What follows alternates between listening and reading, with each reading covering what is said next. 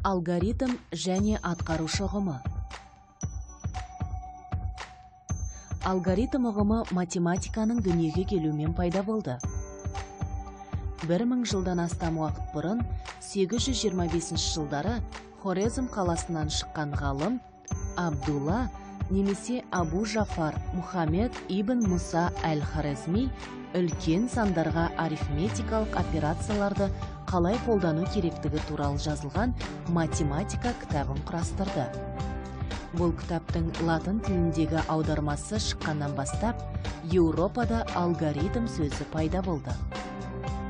Алгоритм түпкі шешімге алып келетін әрекеттер, жоспар тізбегінің сипаттамасы.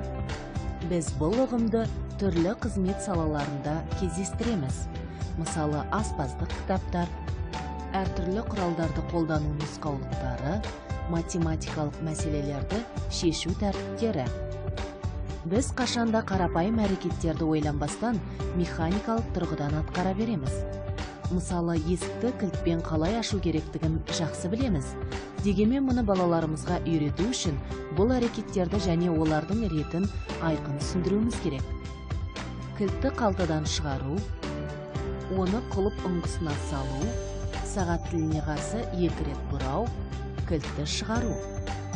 Сіз айналаңызға мұқият қарасаңыз, өзіміз үнемі орындайтын алгоритмдер жиынын байқайсыз. Алгоритмдер әлемі алуан түрлі. Атқарушы алгоритмді орындайтын нысан. Ең жақсы атқарушылар машиналар, роботтар, компьютерлер. Атқарушы орындай алатын командалар шектеулі. Сонымен алгоритм жасалды, және ол тек атқарушы орындай алатын командалар мен құрылымдардан ғана құралған. Компьютерге түсінікті бағдарламалау тілінде жазылған алгоритм бағдарлама деп аталады. Бағдарламалау компьютерге арналған бағдарламаларды жасау үдерісі.